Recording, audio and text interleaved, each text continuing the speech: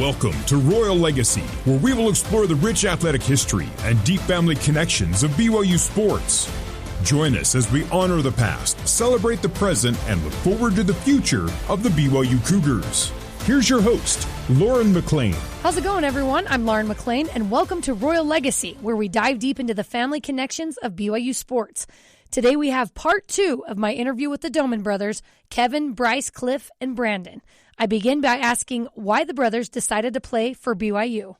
Kevin, let's talk about your career a little bit. You started out at Dixie State before transferring to BYU. What made BYU the right choice for you at the time?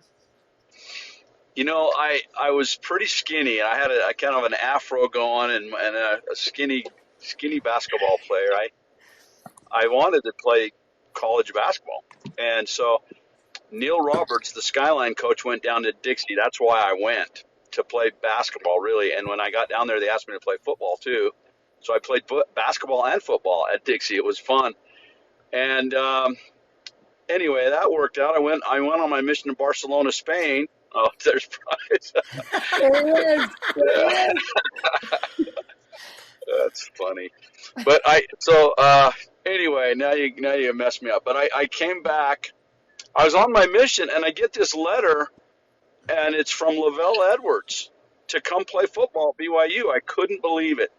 And there's a longer story to that, but it had to do with just a neighbor that thought he believed in me and thought I could play football, and went to Lavelle and said, this kid can do it. And anyway, Coach Schmidt was my high school coach, and he ends up out there at BYU. So I was like, I couldn't believe it. I went to my mission president. I said, I think Lavelle Edwards just asked me to play football. You know, we read the letter together, and he says, you should do that.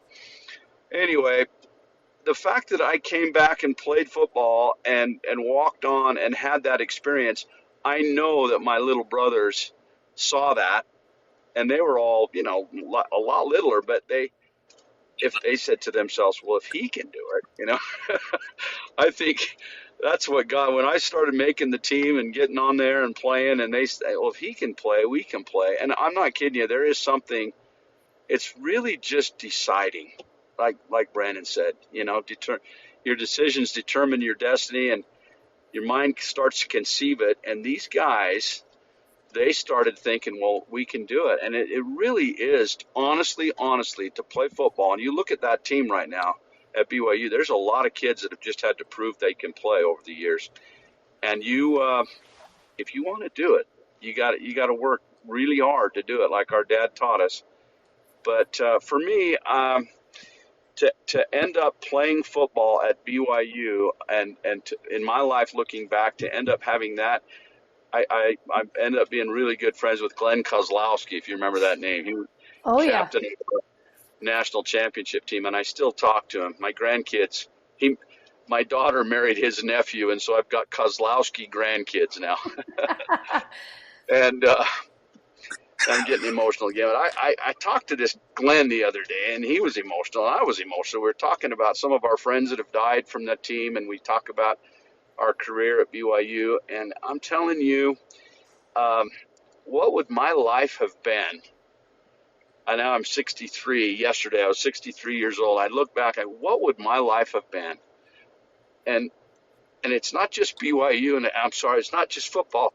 It's these brothers of mine, and it's the coaches, and it's the players, and they're brothers. You know, they're our brothers, and our whole life, my whole life's been kind of focused around watching all these kids play ball now, you know. It's like, it's our life, and I'm so grateful. I'm so grateful for Lavelle Edwards, my goodness, and Norm Chow and all those coaches that were there. I'm so thankful for the impact that's had. So sorry for the long answer, but I really appreciate it a lot. Kevin, you went from being a skinny basketball kid to playing on a national championship football team for Lavelle Edwards. That's a pretty big feat. Bryce, awesome. You had schools, you've mentioned how big of an impact Kevin made on you, and you had schools like Stanford, Miami, and Utah knocking on your door. How did the Cougars win out for you? Well, when I was in 9th grade, they were the national champs. And there was no funner team to watch on in college football at that time, not even close. And I was just kind of, relatively slow compared to some of the college wide receivers, wide receiver. And so I was watching guys that weren't any faster than me that were getting open and making big plays, and I knew I could do it. I knew I could succeed there. So, and I love the style of play, and without any question, the main reason, not even close, is my big brother went there, and I was just trying to be like him every day of my life, And so had he gone to some other place, I'd have gone there, I'll bet. And he went on a mission, so I knew I had to go on a mission, and BYU accommodated that better than any other. But I just, like Kevin said, how fortunate for the associations that we got there and that we still have today from playing there. I made the right decision, that's for sure. So you, Kevin and Bryce, you're 8 years apart. Is that right? Yeah. That's a good age gap for you to kind of see your older brother as a hero and less of competition. Because like I said, I'm the youngest of 7, and I'm looking at my sisters about that, and I'm like, oh yeah, she was the best. But when they're just a couple of years, you have a little more of that competition, which brings us to Cliff, right? You were the Gatorade Player of the Year in Utah, and you played about every position on the field. As I was looking over your bio, you played quarterback, receiver, safety, your punt returner, whatever it was. And you were recruited as a wide receiver to BYU. How did that come about? Gosh, that's a good question. My BYU career didn't go. I'm one of those guys that always said, I could have done better. I could have. My career didn't go like I hoped it would go. And I had a lot of opportunities, different places. The hardest one for me was schooling. I could have gone back to Harvard and Yale and West Point and some of those places. And I actually had kind of a hard time deciding to go to BYU. And maybe I'll share a little spiritual side of that. We were talking about our parents earlier. But I finally I couldn't decide. I went to my dad and asked him if he'd give me a blessing. And that is emotional for me to think about that, as my dad's now almost 88 and Mom just had her fall. But in that blessing, my dad said something that had a big impact on me. It's why I went to BYU. But I asked him, I was wanting to figure out how to be a good person too, and how to live the gospel while playing football, because my older brothers did that. So, and in the blessing, he said, Cliff, the Lord wants you to be happy. And it doesn't matter where you go or what you do in life. It only matters that you choose to serve the Lord with what you do. And so I knew my dad and my mom kind of wanted me to stay at BYU so they could come to the games. The other places I were going were a ways away. And the one that was really tempting was West Point. And West Point, I was going to play quarterback for them, but you can't be married at West Point, and you can't serve a mission at West Point for at least 2 years. And those were 2 things I wanted to do. And so when it came down to where I wanted to go, I figured that BYU allows me to serve a mission. BYU allows me to get married if that happened, and I get to stay home by my mom and dad. So that is why I went. It was purely the realization that in life we get to choose. We get to choose what we do and where we go and how we live. And every day we make choices. But I think that was a good lesson for my dad, that when you choose, you just choose to serve the Lord. I love that advice. I think that's incredible advice. You guys have phenomenal parents. Brandon, in true little brother fashion, you one-upped everybody a little bit, right? You won Gatorade Player of the Year in Utah, took state. You were the regional high jump champ. We had to throw that out there. Thank you. Was choosing BYU a no-brainer for you after your brothers played there? Yes, it was an easy decision. I wanted to play quarterback at BYU. My brothers had played wide receiver. I was not as fast as them. I was a little taller. And my high school football coach, Roger Dupay, who had played football at BYU, decided to let me play quarterback as a sophomore in high school. He didn't have to do that. I don't know that he even needed to do that, but he decided he was going to let me be the starter for the varsity team. And that had a significant impact on me. And so I just felt like I was a quarterback. That's what I wanted to do. That's who I was. And BYU had offered me a scholarship to be quarterback. And at that time, I couldn't think of a better place in the world to play quarterback, let alone being the younger brother of these older brothers. And BYU was an easy decision. Brandon, when you stepped on the field wearing that BYU jersey for the first time, did you feel the weight of the Doman name upon you, or was it just more pride? It was just sheer joy. I mean, you've been coming to that stadium for so long, and I just wanted my turn so bad. And so when I put that jersey on and walked down that corner end zone onto the football field, I couldn't contain just the sheer emotion and joy of the whole thing. And yes, I was proud to be a Doman, 100%. I was proud to be a Cougar. Yeah. I was just proud to be on a BYU football team. I was proud to have Lavelle Edwards as my coach. I just was proud to be in Provo. I was just proud of the whole thing. It was so awesome, so surreal. We're going to take a quick break, but when we come back, we'll have more BYU football brothers Kevin, Bryce, Cliff, and Brandon Doman. This is Royal Legacy. What's up, everyone? This is Lauren McLean. If you like my podcast, make sure you check out 2 Point Conversion, hosted by Connor Pay and Chase Roberts. Each week, the two football players invite a guest on to discuss the Come Follow Me lesson from the Church of Jesus Christ of Latter-day Saints. You can find it wherever you get podcasts or on the BYU Radio app. And now back to Royal Legacy and your host, Lauren McLean. Kevin, you mentioned that some of your little brothers almost feel like your sons, and I'm sure Brandon falls into that category. What do you remember about watching Brandon turn into the Dominator on the BYU football field? What was that like for you?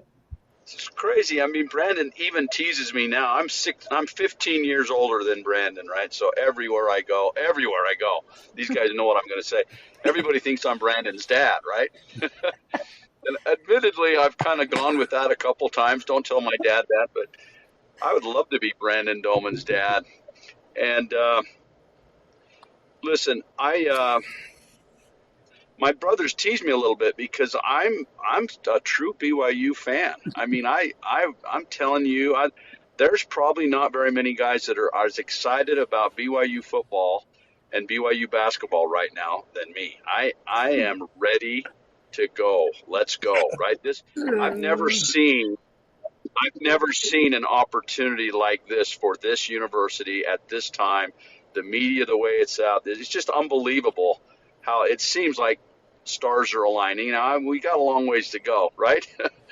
But it's so exciting for me to be a Cougar, like Bryce says, and I get so excited to watch everything on TV and everything. But now I forgot your question. I started talking about being a fan. There's so much to be excited about right now. But I asked you about Brandon. What was it like watching Brandon? And Brandon's the same way for me. I mean, I'm happy to be a fan right now without that pressure, to be honest with you. I couldn't even go in when he was playing quarterback. It was so hard. Everybody in the stands thinks they got it all figured out, right? They know how to be the quarterback, and so I couldn't sit there. I had to just walk around, and watch. And when he was playing and coaching, it was intense. It was intense at that point. But I was so proud. I tell you, there was one moment that, there was so many great things, but there was one moment. And that it wasn't even the one where he comes back and beats at the University of Utah, and all that was great. But there was one moment that he came running down, and it was at Cougar Stadium, and we had to kind of come back and win. And he faked like he was going to do a little, run up the field, which he'd done a lot. He ran the ball a lot. He faked it perfectly and then pitched it to Luke Staley, who it's just a perfect play, and Luke runs it into the end zone, and we win the game. And I mean, it was, I swear, I thought I was gonna just die and walk into heaven right then. I was so excited. That is so awesome. I can't imagine. You mentioned being in the stands, which I guess as a regular fan you don't think about very much when it's your brother or your son or whoever it is, the one that's playing or coaching. That had to have been maddening, and you all had to go through that. Bryce, you mentioned that you reached out to Kevin at one point asking what the play was, right? You reached out to him for a lot of advice. How often did your little brothers reach out to you for advice on how things ran at BYU?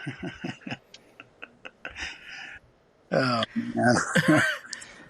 Yeah, Kevin is a great advice giver. And I think Brandon and Cliff, as far as advice goes, I'm not so sure. Did you guys ever reach out and ask me for advice? That's why we're laughing. Yeah. No, I'll answer for you. I don't know that I ever reached out to Bryce, but like I said, I watched every route he ran, every route. And we did have that benefit that, I didn't have to call him and ask him. I had it. And I spent a lot of time in the film just on my own watching what he did because I could see it rather than call him. I was scared to call him. I'll tell you something that Cliff did for me, though.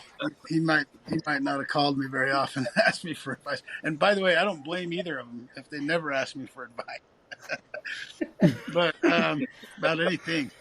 But Cliff gave me a token that is just, you can't even imagine what he did for me. He put together a highlight video for me with all my favorite songs from that era. And basically, in order to make a highlight video that's going to last very long, every play has to be on there. Every time I ever touch the ball. So it's a video of every time I touch the ball at BYU. It lasts about 30 seconds. But no, it was incredible the amount of time that he put together on that video and put it to music and it's so I think that in and of itself was a representation of how he felt. And I will say I work with Brandon every day, and I don't like him very much.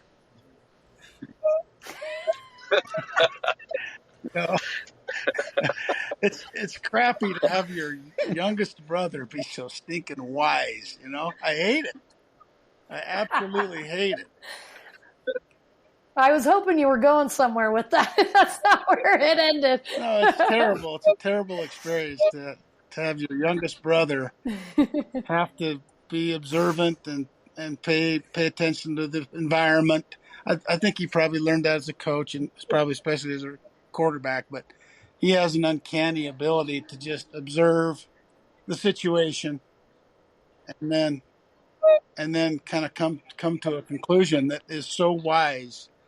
And you just have to go, dang it, you're right again. You're right again.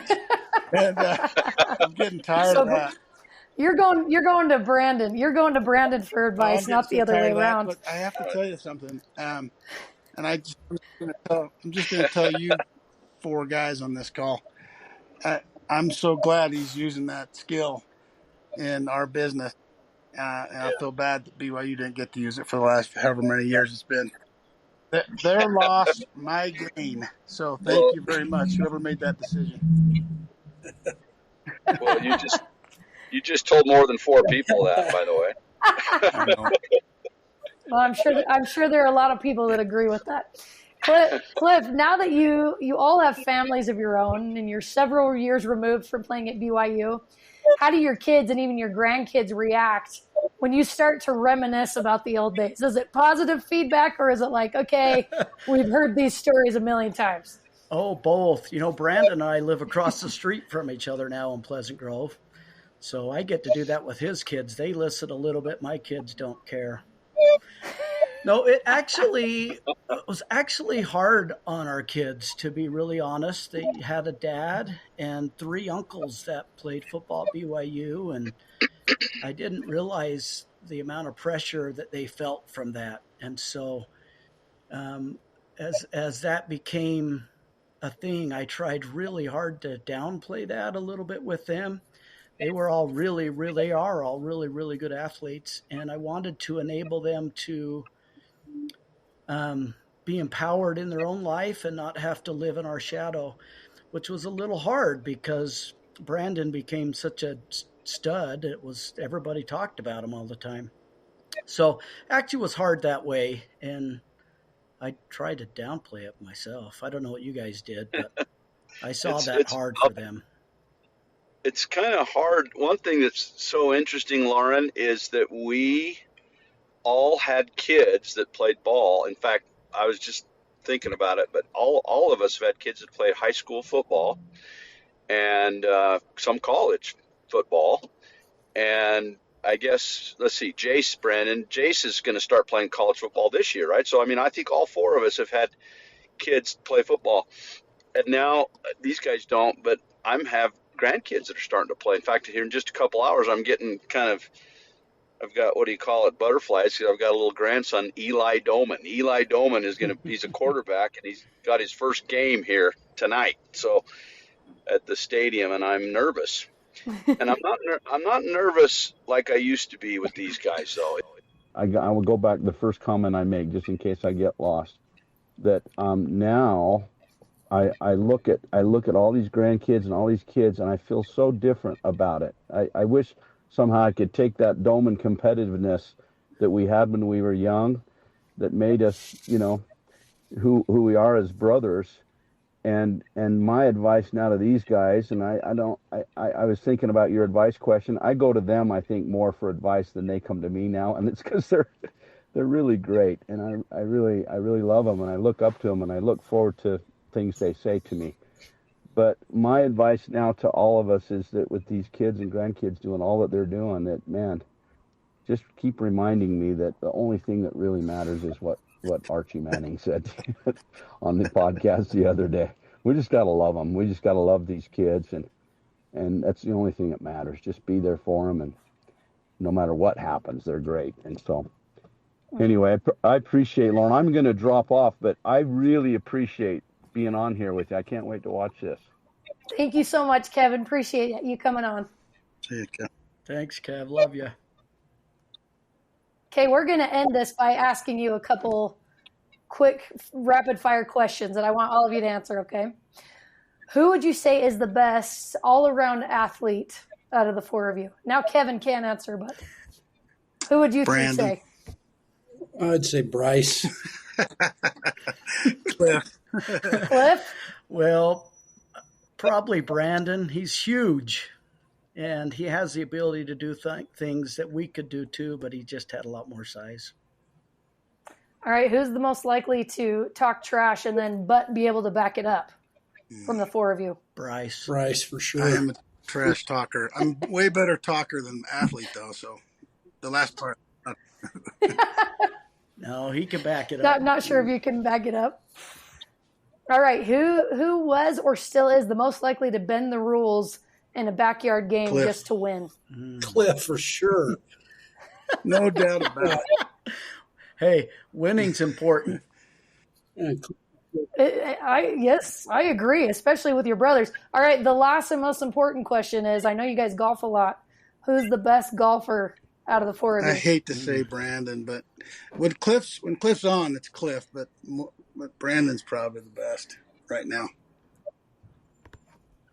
I agree, but my goal is to beat him. That's going to change this year. That's going to change. I agree. I would say Brandon, and I look forward to the next round we play. All right, guys, my last question for you, Brandon, is what do you want your kids and future grandkids to learn from the Doman family story as you kind of compile all of your brothers and your own story in your brain? What do you want your family to learn from that story? We're inseparable. We're an unbelievable team of brothers. Four of us are best friends, and we look after each other, and we truly, truly are inseparable. What makes up one makes up two, three, and four. And I want my children to know how much I love these three brothers of mine, and that I would go to the end of the world and back with these three guys. And I think my kids already know that. And I hope my kids feel that way about their siblings as well. I think that when we're done, I think that will certainly be one of the legacies we leave behind. I'm here with the Doman Brothers and BYU football legends, Kevin, Bryce, Cliff, and Brandon. You guys are so awesome. Thank you so much for taking the time. I know you're so busy. This was a lot of fun. Thanks again for coming on. Thank you. Thanks. See you later. Thanks again to the Doman Brothers for coming on the show with me. Christy Solomon helped produce this episode with senior producer Terry South. You can join the Royal Legacy wherever you get your podcasts, on Apple, TuneIn, Stitcher, Spotify, or on BYURadio.org. Royal Legacy is a production of BYU Broadcasting.